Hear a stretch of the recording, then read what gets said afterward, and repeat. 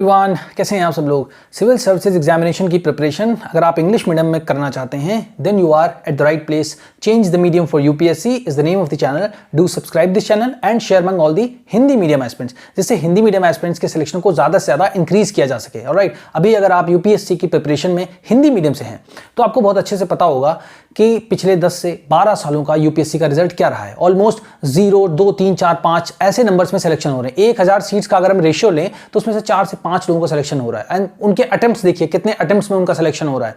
ठीक है, यकीनन उन्होंने अच्छा काम किया, बहुत मेहनत की, तभी उनका सिलेक्शन हुआ। बट वो एक अपवाद जैसे आप उनको देखिए। अगर आप अपने जिंदगी को लेकर के सतर्क हैं, अवेयर हैं, थोड़ा सा आपको लगता है कि हाँ मैं सही डिसीजन कैसे लूं, तो उनको आप एक्सेप्शन समझिए। एक्सेप्शन को हिंदी में कहते हैं अपवाद, है ना। तो वो रेयर लोग हैं। अगर आप सोचिए 1000 सीट्स में से 990 लोगों का, 995 लोगों का सिलेक्शन इंग्लिश मीडियम से हो रहा है, तो इसका मतलब आप पूरी जिंदगी तो वेट नहीं कर सकते हाँ कि ठीक है हम 4, 5, 6 अटेम्प्ट देंगे। कितने अटेम्प्ट दोगे आप, राइट। आपका जितना पैसा है, जितना आपका टाइम है, यूथ है, एनर्जी है, जो सब आप लगा रहे हैं, आप बहुत सोच समझ के लगाइए। ये आपको कोई और बताने नहीं आएगा अलग से कि आप हिंदी मीडियम कोचिंग जाएंगे, आपको हिंदी मीडियम में एडमिशन मिल जाएगा। आप इंग्लिश मीडियम में जाएंगे, इंग्लिश मीडियम मिल जाएगा।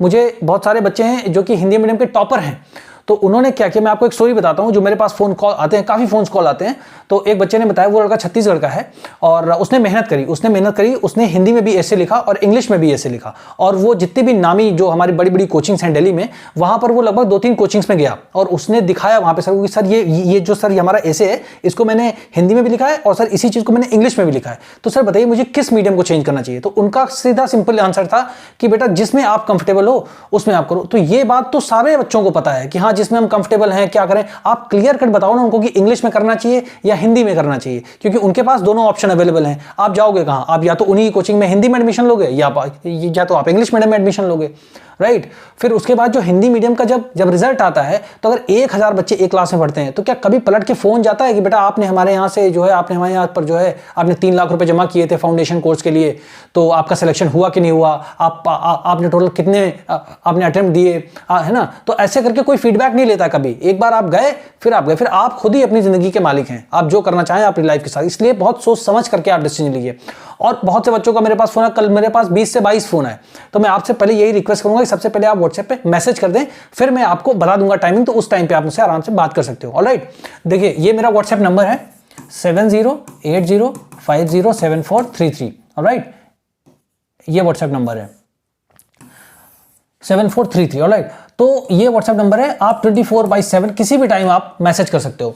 ऑलराइट, फर्स्ट आप उसके बाद मेरे को बहुत सारे बच्चों ने बताया कि उन्होंने क्या किया, ग्रामर का कोर्स बाय कर लिया, ग्रामर का। अब वो ग्रामर थी एसएससी लेवल की। अब एसएससी का लेवल इतना इजी नहीं होता, बट एसएससी का एग्जाम का जो पर्पस होता है उसमें 200 मार्क्स की इंग्लिश आती है, 200 मार्क्स की और बिल्कुल ग्रामर ही पूछते हैं। ठीक है, तो वो आपको पढ़ने जो, अब जैसे मान लीजिए मैं आपको सिंपल एग्जांपल देता हूं। स्टार्ट होता है पार्ट्स ऑफ स्पीच से, ठीक है ना, यहां से स्टार्ट होता है ऐसा करके पार्ट्स ऑफ स्पीच। अब अगर मैं आपसे पूछूं कि कितने पार्ट्स ऑफ स्पीच, तो बहुत सारे बच्चों को नहीं पता होगा कि होता क्या पार्ट्स ऑफ स्पीच। ठीक है, तो 1 to लेके 8 होते हैं। ठीक है, noun, pronoun, verb, adverb, adjective, conjugation, preposition, interjection, ऐसे करके 8 होते हैं।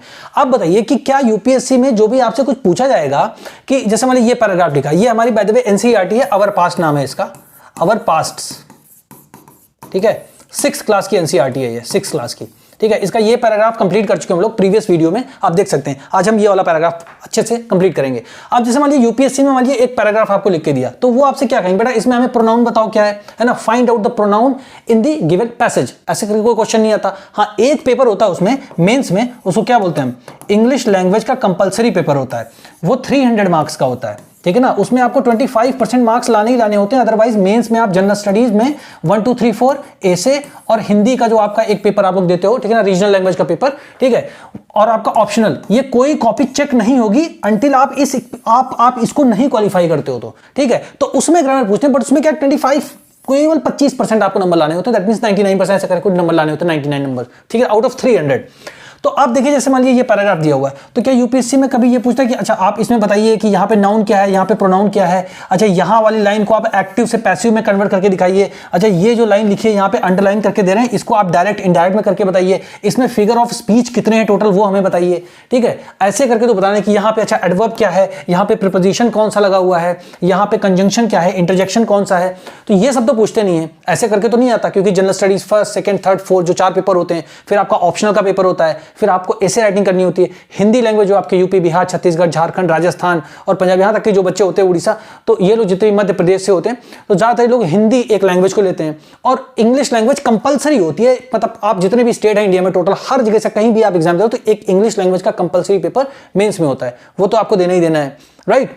तो सोचो आप इस तरीके से आपको इंग्लिश पढ़ने का तरीका नहीं है, मीडियम चेंज करना अलग बात है, ग्रामर की नॉलेज को आपको अपने अंदर लाना वो एक अलग बात है। और ये जितने भी कोर्सेज ये सब एक एक साल के हैं, ठीक है ना, एक एक साल लगता है। कोई ऐसा नहीं है कि आपने यूं ऐसे पढ़ा और फटाफट आपको ग्रामर आ गई, ऐसा नहीं होता है। और फिर सोचिए अगर आपको पढ़ा दिया जाता है कि ये सब्जेक्ट है, आप यहीं पे सही में देखिए कि क्या डेमो, जैसे हमारी सब्जेक्ट है, फिर उसके बाद वर्ब है, फिर उसके बाद ऑब्जेक्ट है ना, फिर उसके बाद अदर वर्ड्स हैं, ऐसे करके ये मतलब इंग्लिश का स्ट्रक्चर होता है, इंग्लिश के सेंटेंसेस का स्ट्रक्चर ऐसे होता है। अब जैसे उन्होंने बता दिया कि मान लिया राम जो है दिल्ली जाता है ना, तो राम दिल्ली जाता है। अब आप लिखोगे राम गोज टू, तो बताएंगे कि जो ये प्रॉपर नाउन होता है इसके बाद जो वर्ब आती है उसमें एस या ईएस लग जाता है, ठीक है।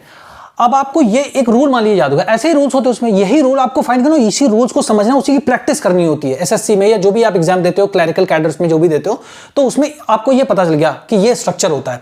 अब जब ये स्ट्रक्चर आपको पता चल गया, जैसे मैं लिख देता हूं कि मान लीजिए विकास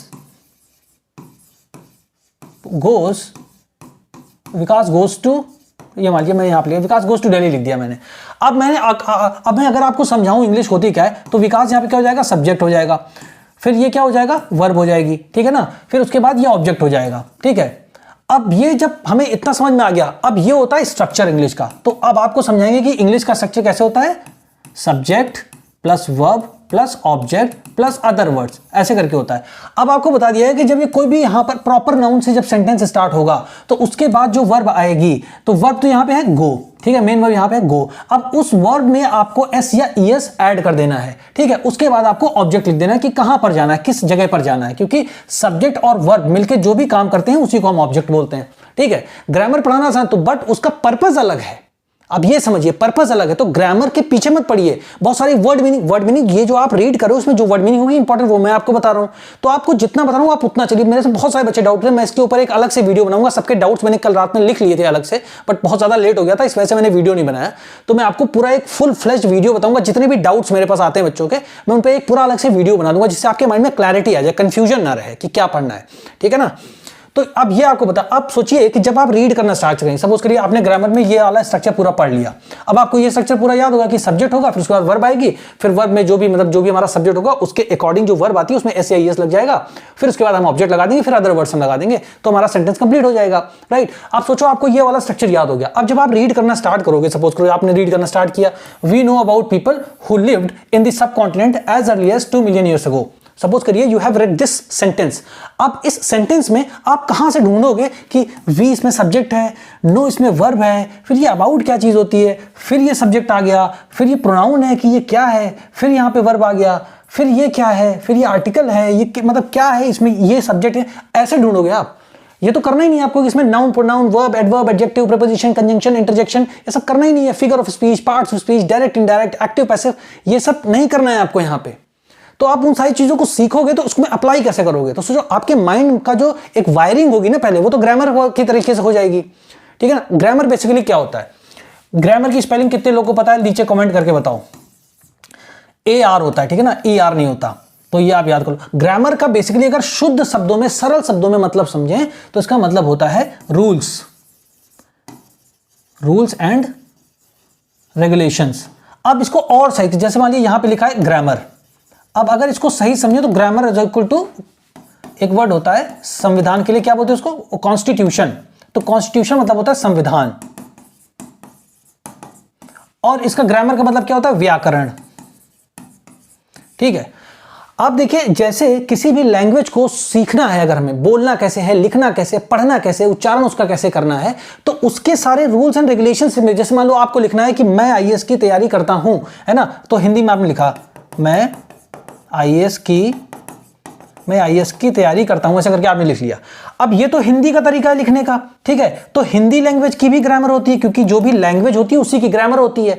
तो अब इसको जो रूल्स एंड रेगुलेशन मैंने बताया, तो इसमें क्या बताया कि भाई देखो, अगर आप लिखोगे कि मैं आईएएस की तैयारी करता हूं, तो आप ये नहीं लिखोगे, सबसे पहले प्रिपेयर नहीं लिख दोगे, ठीक है ना, किसकी की ये नहीं, सबसे पहले आप अपने आप को लिखो, मतलब सब्जेक्ट लिखोगे, तो यहां पे लिखोगे आई, फिर लिखोगे प्रिपेयर फॉर आईएएस एग्जाम, ऐसे करके लिखोगे। तो पहले बताया गया कि देखो रूल ये है कि पहले सब्जेक्ट आएगा, फिर आपकी वर्ब आएगी, फिर आपका ऑब्जेक्ट आएगा, फिर अदर वर्ड्स आएंगे, इस तरीके से चलता। तो ये एक रूल्स रेगुलेशन है। वैसे ही जो हमारा कॉन्स्टिट्यूशन ऑफ इंडिया, जो भारत का संविधान है, वो हमें क्या बताता है कि अगर ये एक रोड बनी है, ठीक है, और आप अगर यहां से मतलब रेड लाइट ऑन हुई और आपने जंप कर लिया इसको, ठीक है, तो आपको 500 रुपए का फाइन पड़ेगा। हेलमेट नहीं लगाया, 1000 रुपए का फाइन पड़ेगा। आपने कोई भी इसका पोल्यूशन का अगर आपने कार्ड नहीं बनवाया, आपने व्हीकल को नहीं चेक कराया, तो आपका 10,000 का फाइन लगेगा। तो ये रूल्स एंड रेगुलेशन ही तो है।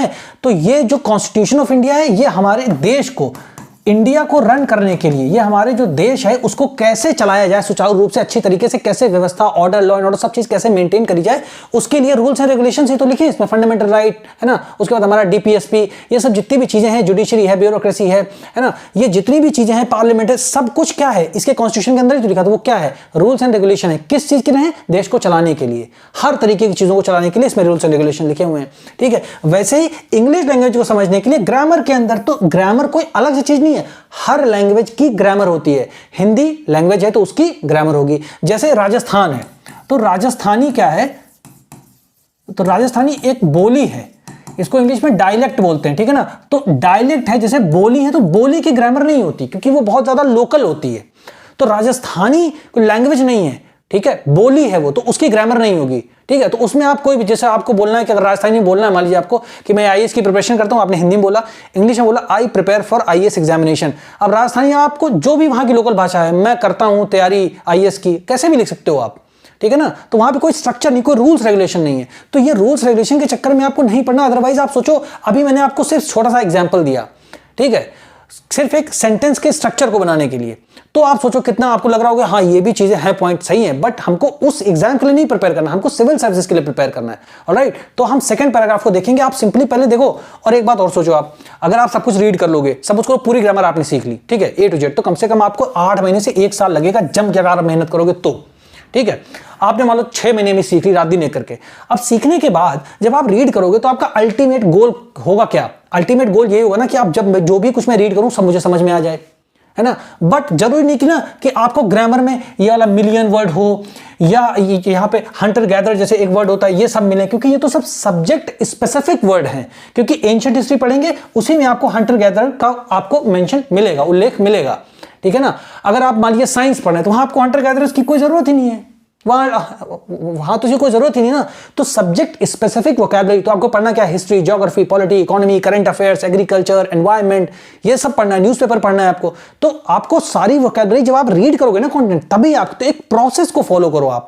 इमीडिएट आप सर्च में मत पढ़ो कि हाँ अभी मैं ये पढ़ूंगा, फटाफट मुझे पहले ये आ जाए, ऐसे नहीं चलता है। ब्लैक एंड व्हाइट नहीं, ग्रे, ये ब्लैक है, ये व्हाइट है, बीच में इसके चलती है प्रिपरेशन, ठीक है ना। कभी आप ये सीखोगे, फिर ऐसे करके ना आपको 2-4-5 दिन में समझ में आ जाएगा। अच्छा, तो मेरा कहना ये है कि आप सबसे पहले इसको पढ़ना शुरू करो। एनसीईआरटी सबसे इंपॉर्टेंट सोर्स है। बहुत से बच्चों को फोन आता है, सर मेरी पढ़ाई स्टार्ट नहीं हो पा रही। देखो भाई, आप एनसीईआरटी स्टार्ट करो, एनसीईआरटी से ही आप प्रिपरेशन स्टार्ट कर सकते हो। सबको पढ़ना मस्ट है। कोई कितना बोले, आप लोग क्या करते हो? जिस्ट लेके आते हो, एक वर्ड होता है जिस्ट, तो वो क्या होता है? समरी बेसिकली इसको बोलते हैं। अब समरी क्या होती है? सारी एनसीईआरटीज की समरी जो है आपको निकाल के दे दिया। अब वो निकाल के समरी, इसी में से इससे ही तो पॉइंट्स निकाल के इसमें डाले जाते हैं। और ये आप पढ़ोगे नहीं तो कंसेप्ट कभी क्लियर नहीं होगा आपका। फिर आप बोलोगे